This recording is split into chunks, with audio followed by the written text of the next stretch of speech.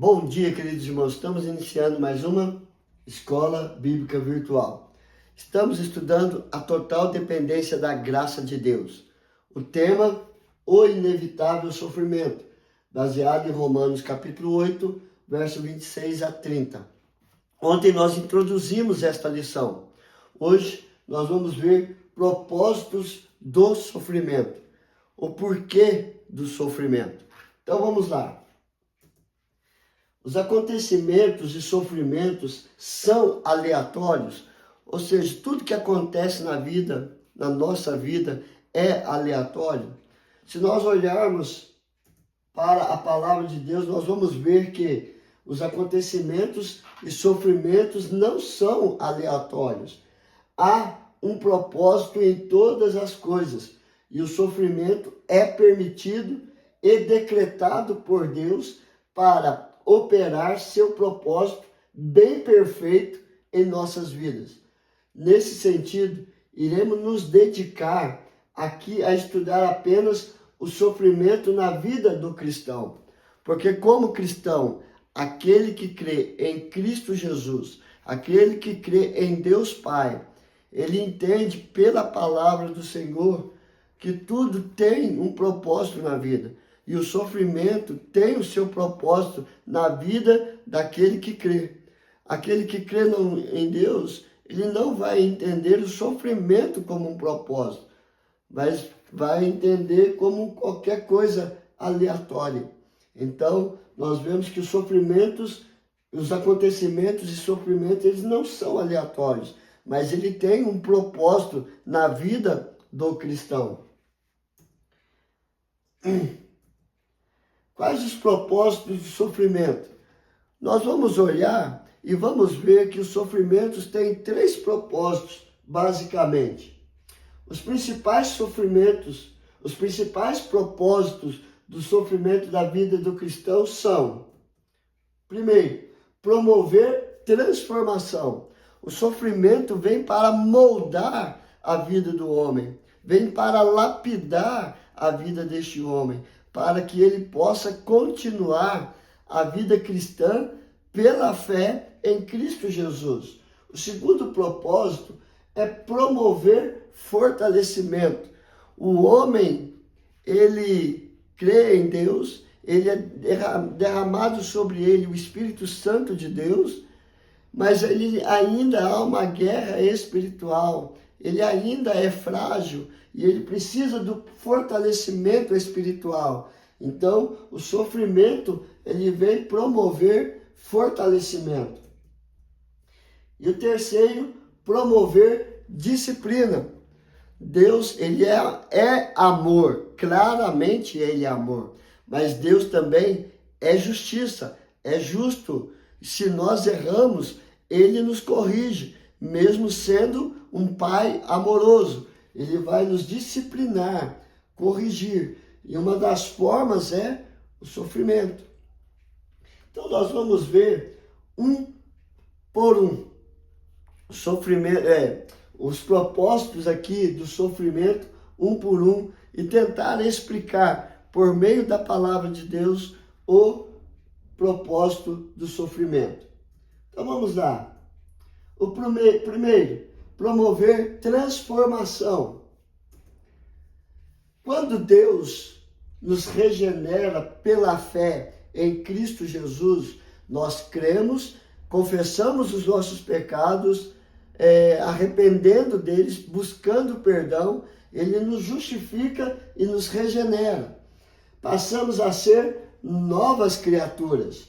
Passamos de pecadores para justificados. E somos feitos filhos de Deus em Cristo Jesus. Contudo, ainda passamos por uma terrível guerra interior entre o bem e o mal. Quando Jesus entra em nossa vida, passamos por uma profunda transformação em nosso caráter, para que sejamos parecidos com Cristo. E isto dura a vida inteira. Então, quando cremos em Cristo Jesus, ele entra em nossa vida e começa a lapidar, começa a moldar por meio do Espírito Santo que habita em nós. É por isso que a palavra de Deus diz: aquele que roubava, não roube mais. Aquele que mentia, não minta mais. Aquele que falava mal dos outros, não fale mal. Viva para a glória de Deus. Então ele vai transformando pelo Espírito Santo que habita em nós. Em Romanos capítulo 8, verso 28, diz: sabemos que todas as coisas cooperam para o bem daqueles que amam a Deus, daqueles que são chamados segundo o seu propósito. Então todas as coisas vão cooperar para o bem daqueles que amam a Deus. E o sofrimento é uma dessas coisas que cooperam para o nosso próprio bem, porque somos chamados de acordo com o propósito de Deus. E 2 Coríntios capítulo 3, verso 18, e todos nós, com o rosto desvendado, contemplando como por espelho a glória do Senhor, somos transformados de glória em glória, na sua própria imagem, como pelo Senhor o Espírito. Então, nós somos moldados e lapidados para voltarmos à imagem e semelhança pela qual nós fomos criados, a imagem e semelhança de Deus, em Cristo Jesus. É por isso que fala, somos transformados de glória em glória em sua própria imagem, o Senhor, através do Espírito Santo de Deus. Segundo, promover fortalecimento. Outro propósito do sofrimento é nos fortalecer espiritualmente. Nós temos que entender uma coisa importante: nem todas as nossas orações serão respondidas de acordo com a nossa vontade. Deus responde sim, Deus responde talvez, Deus responde não. Mas em todas elas, Ele vai responder de uma maneira para cooperar para o nosso próprio bem. Então nós vamos ver isso. E para que não me exoberbecesse com a grandeza das revelações, foi-me posto um espinho na carne, mensageiro de Satanás, para me esbofetear, a fim de que não me exalte. Por causa disso, três vezes pedi ao Senhor que o afastasse de mim. Então ele me disse: a minha graça te basta, porque o poder se aperfeiçoa na fraqueza. De boa vontade, pois mais me gloriarei nas fraquezas, para que sobre mim repouse o poder de Cristo. Pelo que sinto prazer nas fraquezas, nas injúrias, nas necessidades, nas perseguições, nas angústias, por amor de Cristo. Porque quando sou fraco, então é que sou forte. 2 Coríntios capítulo 12, versos 7 a 10. Então Paulo, ele ora 3 vezes a Deus para que ele pudesse tirar o espinho na carne. E a resposta de Deus foi não. Eu não vou tirar, mas a minha graça te basta. Então o que é que nós vamos aprender com Paulo? No promover fortalecimento. O sofrimento, o propósito dele, promover fortalecimento.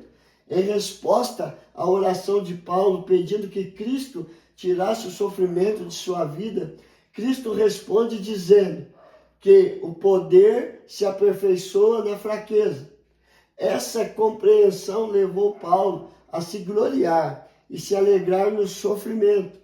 Paulo nos ensina que o caráter e o fortalecimento espiritual são mais importantes que o bem-estar ou a resolução dos problemas. Então Paulo entendeu quando Deus disse, a minha graça te basta, é que ele tinha que entender que na sua fraqueza, no sofrimento, ele podia se gloriar e se alegrar com o sofrimento. Porque é nesse momento que Deus estava fortalecendo ele espiritualmente para toda e qualquer batalha. E desta forma, Paulo, ele se alegrava porque ele entendeu que o fortalecimento espiritual, ele entendeu que o caráter e o fortalecimento espiritual são mais importantes que o bem-estar e ou a resolução dos problemas.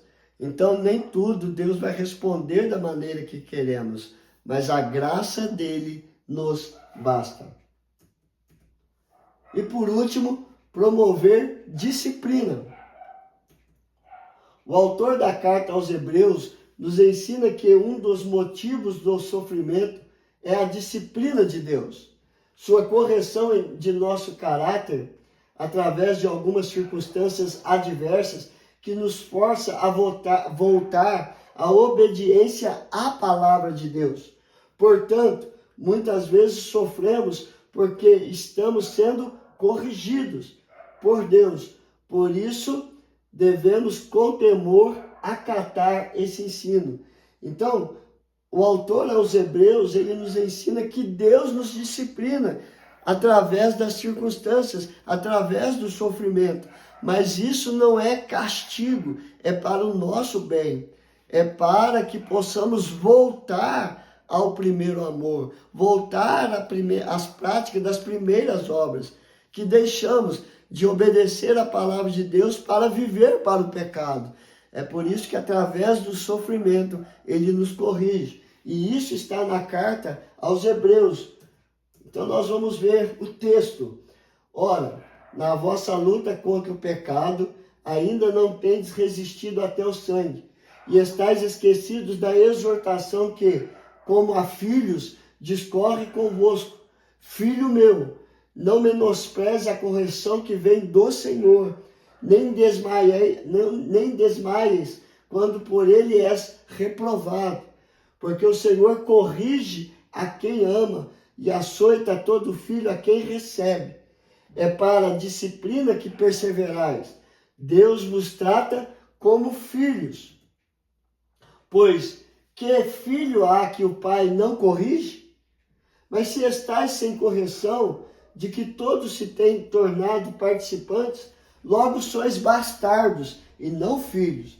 Além disso, tínhamos os nossos pais, segundo a carne, que nos corrigiam e os respeitávamos, não havendo de estar em muito maior submissão ao Pai espiritual, e então viveremos? Pois eles nos corrigiam por pouco tempo, segundo melhor lhes pareciam. Deus, porém, nos disciplina para aproveitamento, a fim de sermos participantes da sua santidade. Toda disciplina, com efeito, no momento não parece ser motivo de alegria, mas de tristeza. Ao depois, entretanto, produz fruto pacífico aos que têm sido por ela exercitado, fruto de justiça. Então Deus, ele dá o exemplo dos nossos pais que nos corrigem a nós filhos, e ele, como pai espiritual, ele também nos corrige para que possamos voltar à obediência e sermos filhos amados. Então, queridos, o que é que nós aprendemos hoje? O inevitável sofrimento tem propósitos na nossa vida. Os acontecimentos e sofrimentos não são aleatórios. Quais os propósitos do sofrimento? Nós vamos ver: promover a transformação, promover o fortalecimento e nos corrigir, promover disciplina, para que possamos voltar à obediência e sermos filhos amados do Pai. Que Deus te abençoe, queridos. Vamos orar. Senhor, graças te damos, porque nós não somos bastardos, somos filhos do Senhor. E como filhos, somos disciplinados, porque somos rebeldes, desobedecemos a tua palavra. E precisamos sim de sermos disciplinados, corrigidos, para voltar a obedecer a tua palavra. Peço perdão, ó Pai, pelos nossos erros, pelas nossas falhas, e aumenta a nossa fé dia após dia. Abençoe cada família, Senhor Deus, cada casamento, restaurando, corrigindo e disciplinando. Abre as portas, ó Pai, para os desempregados. Abençoa os nossos filhos também. Se precisam de correção, disciplina, corrige, disciplina, para que eles possam ser obedientes. E nos dê sabedoria para educar os nossos filhos e corrigi-los com amor, com mansidão, para que possam também ser filhos amados do Senhor. Em tudo nós te louvamos e te adoramos, hoje e sempre. A ti seja dado toda a honra, toda a glória e todo o louvor. Em nome de Jesus. Amém e amém. Que Deus te abençoe, queridos, e até amanhã, se Deus quiser.